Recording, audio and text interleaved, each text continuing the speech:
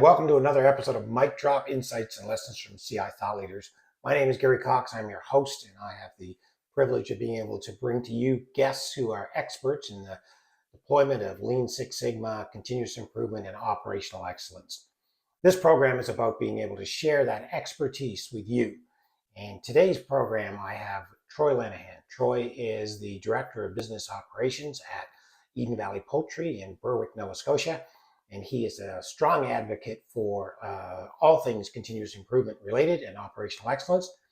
And today we talk about the building of a network and building his team up and how he applies the principles associated with continuous improvement outside of the workplace. I think you're going to find what he has to say really interesting and certainly relevant for those of you who want to expand your networks. Well, thanks for joining the program, Troy. You and I have had worked together for a little while here now over the past couple of years, and I really have a lot of respect for what you've done at Eden Valley, and I'm really excited to have you as a guest. Yeah, awesome, Gary, and thanks for having me. Pleasure to be here and connect with you on a different platform and in a different environment. And yeah, I'm excited to talk to you and hopefully add some value to the conversation and share for people out there to learn from and reach out and connect. And yeah, I'm looking forward to it. So thanks for having me. That's great. So let's start by letting people know a little bit about you and about what you do at Eden Valley. Some people have maybe never heard of Eden Valley before. Tell them a little about what you do and what your company does.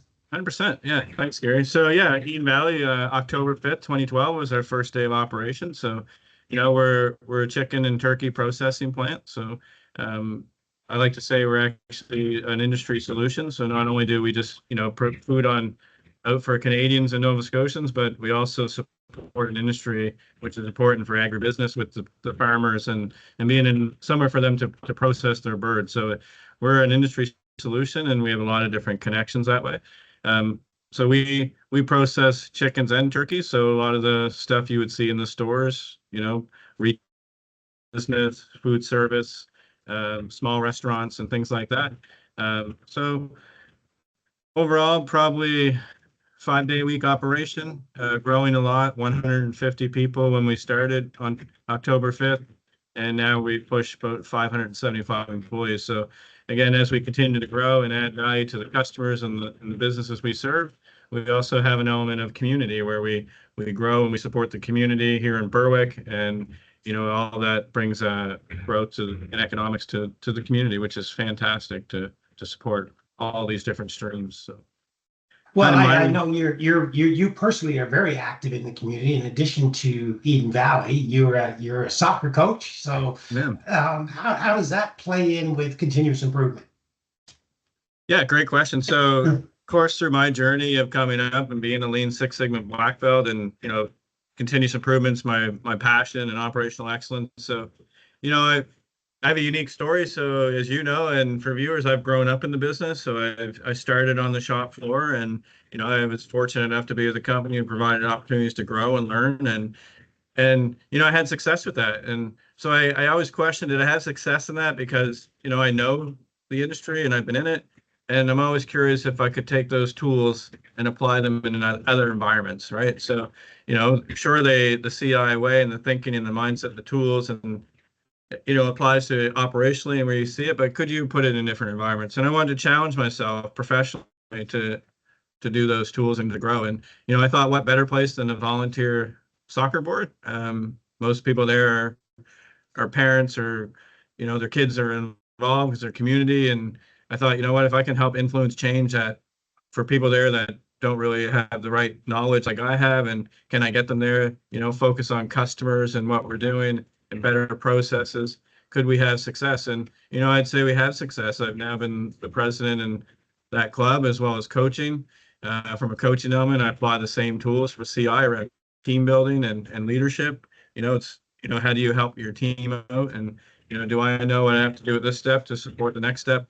So yeah, there's a total connection of the tools and how they layer into A, my role as a coach, and B, my role as the club president. So, and then further that, apply those skills into with CME and IOE. So, Right. Yeah. So tell them about what CME and IOE, because again, we don't know who's watching, so or where they're Yeah, located. So totally. it's always Yeah, a good. lot of acronyms. So yeah, so Canadian manufacturers and exporters. I guess back in the day started an event called LeanCon, right? So in fact, I guess my first LeanCon experience was with you, Gary. You and I co-presented, and I think that was the first LeanCon. And since then, I believe both of us have been there every year. And and like you, I'm passionate about supporting local business and manufacturers here and sharing best practice and how do we help each other grow and get better. So look, that's a great environment to do that. Not just to, and there's benefits in there, meeting contacts and, understanding different people's challenges and, how do we help and can we bring and learn and share? And I think the IOE and CME LeanCon gave that. So IOE is now an extension of that, which is the Institute for Operational Excellence. So working with the CME group, I had the opportunity to go and sit with them and talk about their strategies and what we're doing. And the IOE was being newly scoped out. And then I was asked to chair that board. So exciting for me because, as you know, I always want to challenge myself to grow professionally. And this was a great environment to not only, again, apply skills in a different setting and try and influence change, but with a different stakeholder group, supporting manufacturers and, focused on operational excellence. And, it's been fantastic. I've been doing it for about a year. And we're really living to our vision and mission, right? This ecosystem of thought leaders and focusing not just on, excellent process, but also the people side, empowering people, training and coaching and mentoring all comes into play. And really, a lot of small businesses really don't know where to go for help. And when I put that CI mindset on, let's go ask, what can we do to help? What are your pain points? What are your struggles? And this ecosystem of leaders, so we have connections, we have, people that are members, we also have strategic partners. So it gives us the ability, even if I can't help you, I might know a connection that can help you. And how do we leverage that? So we can get people together, we can help you get the right conversation to have. So it's been rewarding and enjoyable. And that's what we wanted to talk a lot about today, that establishing and the importance of establishing a network. And what you just described there is really a pivotal component of how you've expanded your network, both in the community, but also in the professional area of continuous improvement and growth, networking with other clients and how that works. How did you reach out to them or did they reach out to you? How did you find each other? Yeah, they reached out to me. So I guess I got the first exposure with you when we went to that event. And after speaking at that event the second year, my presentation got some good traction, so which is great. So that just, helping had some different conversations. And again, that's it. It's just putting yourself in those environments to meet different people and sharing best practice and them going, oh, what about this? And then, I brought people to Eden Valley. I'm like, well, come see what we do. I love taking people through the plant, would open it up to anybody that wanted to come see what we do.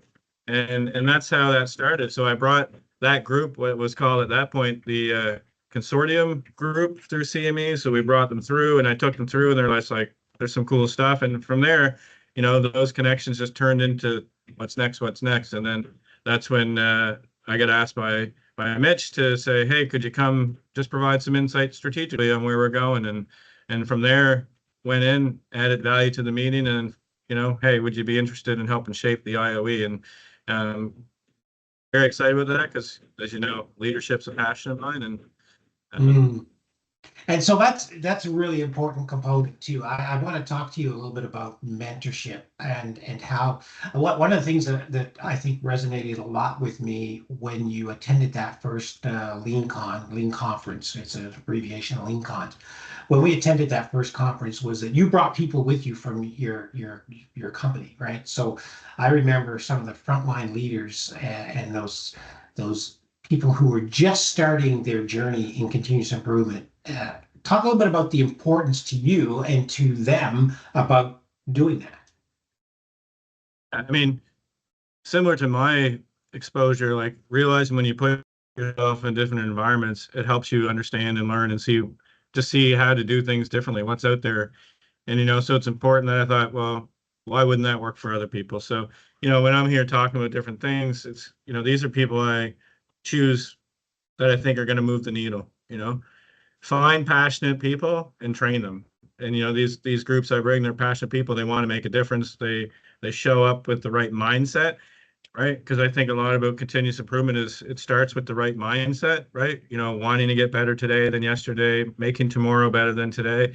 And that positive, you can pick those people. Anybody knows who those people are in your organization. They're always willing to do more. And how do I help? And, so selecting those people and putting them in environments where they can see what other people are doing and really getting them exposure so they can start doing the same thing I did, making contacts as they're watching a presentation, having, they all come back with different learnings, and then challenge them to say, okay, what did you learn? You be intentional about it. Don't just attend, but I give them objectives.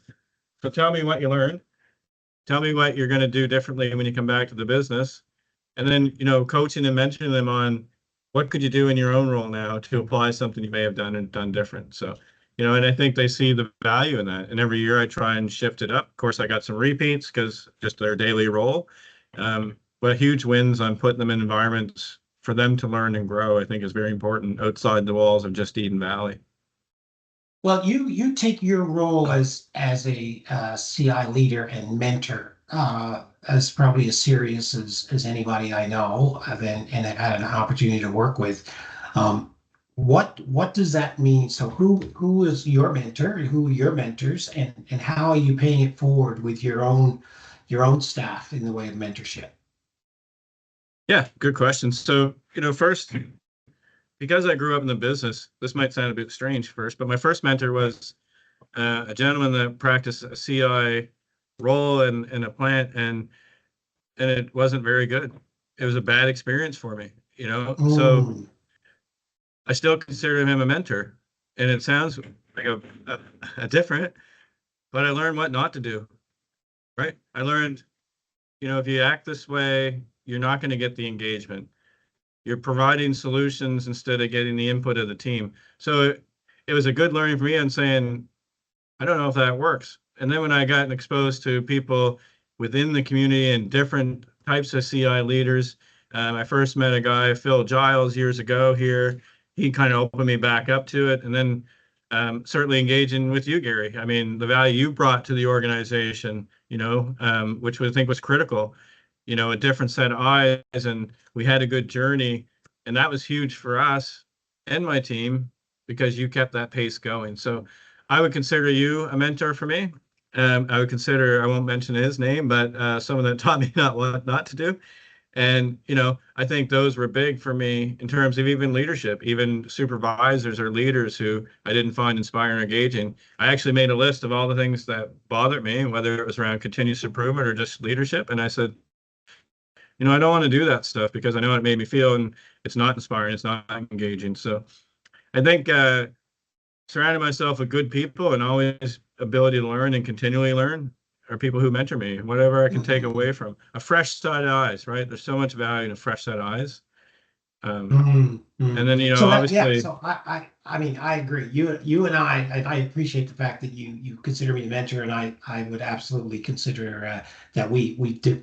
I think there's a saying that goes, as iron sharpens iron, right? So one person sharpens another, and I think that's kind of what you and I have done. We've sharpened each other skill set in the way 100%. that we deliver around this. I remember the very first time we sat in your boardroom, and then when like you said, we went for a tour. Right away I could feel the passion you had for wanting to drive improvement, how your values and your framework was clearly posted on the wall for everybody to see.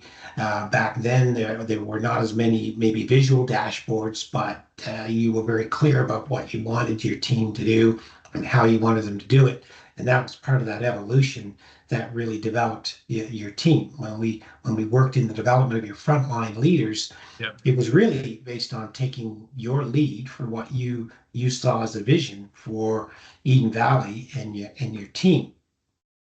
Agree? I agree 100%. And it's been a journey, right? That was the start of our journey, and you have to be intentional about it. I encourage anybody when you're in a year and you think it's stalling, you really have to be intentional. You need to work through the tough times because it's change, right? It's change. And, especially here with people who've been here 30, 40 years, that change, people don't like to change. And so it's about how you change, right? It's about including those people and giving them a voice in what it is you're doing so they feel part of something. If I just go Yeah. down and tell you we're doing this and we're changing because I said so, I mean, that's not effective. But if I come down and say, hey, here's the why behind it. Here's what we need to do. Here's the impact to the customer or the process. And here's the opportunity. What would you do? You know, Mm. people feel a part of something because most people want to do a good job and they want to know how they add value to the business. And it's our job as business leaders to show them that pathway and inspire them to do good work. They're the experts, right? They're the ones that do it every day. And I just believe, I'm a firm believer, if you include them and they're part of the solution, they're part of sustaining that process. And that's the Mm. challenge, is sustaining those processes, because people by default don't like to change their habits, and Mm. so that's an effective way really to manage change, because continuous improvement is about change. You're changing every process, you're making an improvement. It's not good enough just to make it. You have to keep it in place, right? It becomes a part of the business. So effective change management strategies, training, effective leadership, helping them create their own KPIs and a sense of ownership on the stuff they can control, just rolls up to the bigger part of the business. And they feel good about it, eh? They feel good. And you recognize their efforts for that.